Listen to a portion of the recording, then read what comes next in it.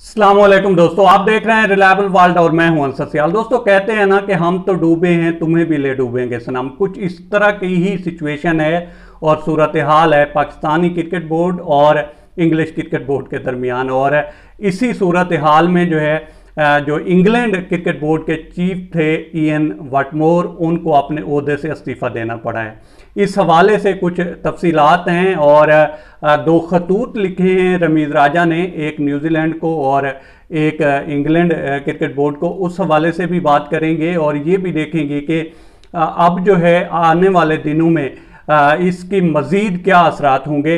लेकिन उससे पहले अगर चाहें तो आप हमारे चैनल को सब्सक्राइब करके बेल बटन प्रेस कर सकते हैं। एक तो हमारी हौसला अफजाई हो जाएगी और दूसरे इसके कोई चार्जेस भी नहीं है। दोस्तों आते हैं इस मौजू की तरफ। दोस्तों आपको याद होगा कि जिस तरह से न्यूजीलैंड गया था और जिस भोंडे अंदाज से गया था, उस पर जिस तरह से रमीज़ राजा ने स्टैंड लिया था वो काफ़ी काबिल-ए-दीद था। एक तरफ तो वर्ल्ड कप की टीम सेलेक्ट हुई है और उसके ऊपर बहस हो सकती है कि किस किस को होना चाहिए था, किस किस को नहीं होना चाहिए था, लेकिन ये बहुत बड़ा डिज़ास्टर था जिस तरह से न्यूजीलैंड गया था। और फिर इंग्लैंड ने भी जो है सितम ज़रीफ़ी की और उन्होंने कहा कि जी हम भी नहीं आ रहे।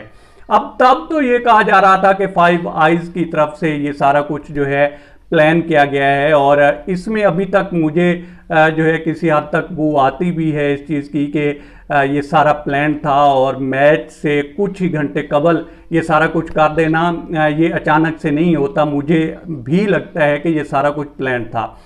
लेकिन इसके बाद कुछ लोगों ने स्टैंड लेना शुरू किया। एक तो माइकल अथर्टन हैं जो कि इंग्लैंड के कैप्टन भी रहे हैं और अभी काफ़ी मशहूर कमेंटेटर हैं। इसके अलावा माइकल होल्डिंग ने अभी जो बयान दिया, क्रिस गेल ने दिया, कुछ जो हैं इंग्लिश वहाँ पे सहाफ़ी थे उन्होंने स्टैंड लिया। तो ये सारा जिस तरह से मामला बढ़ रहा था, फिर पाकिस्तान की जो दफ्तर ख़ारजा था शाह महमूद कुरैशी साहब थे, इन्होंने भी स्टैंड लिया।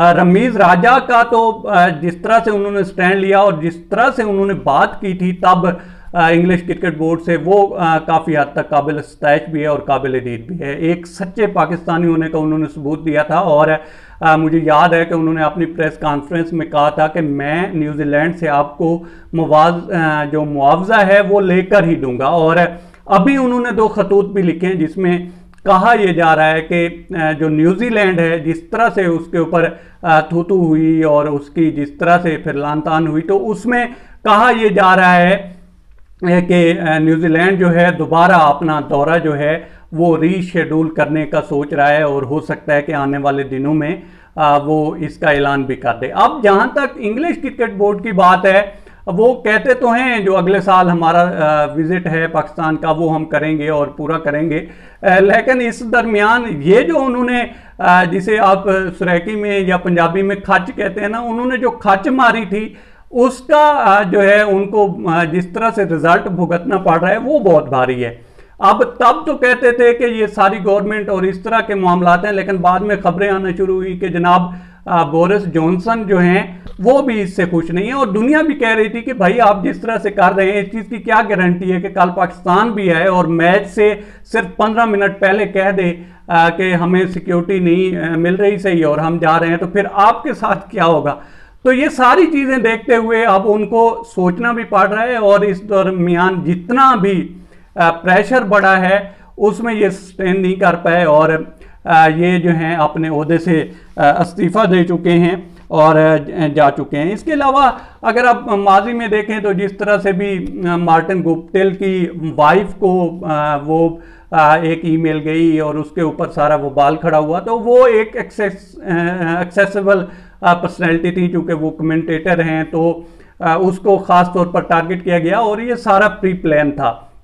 अब इसका किस तरह से जवाब पाकिस्तान की तरफ से दिया जाएगा वो तो एक अलग बात है, लेकिन जिस तरह से रमीज़ राजा ने इस पूरी स्टोरी में अपना जो है आगे बढ़कर आए हैं और एक पाकिस्तानी होने का सबूत दिया और उनमें जिस तरह से पाकिस्तानियत झलकी है और इसी वजह से जो है अब कोई खबर कहीं से आ रही है, कोई खबर कहीं से आ रही है और वो मामला अभी तक ठंडा हो नहीं पाया। माजी में होता ये था कि एक खबर आती थी और उसके बाद ठप हो जाता था, लेकिन ये इस बंदे का कैरी वो कह लें कि करिश्मा कह लें, या उस बंदे का जिस तरह से पर्सनैलिटी है और जिस तरह से उसका एटीट्यूड है वो कह लें, इस हवाले से ये मामला जो है वो ठंडा होने नहीं दे पा रहे और उसके ये रिजल्ट निकल कर आ रहे हैं।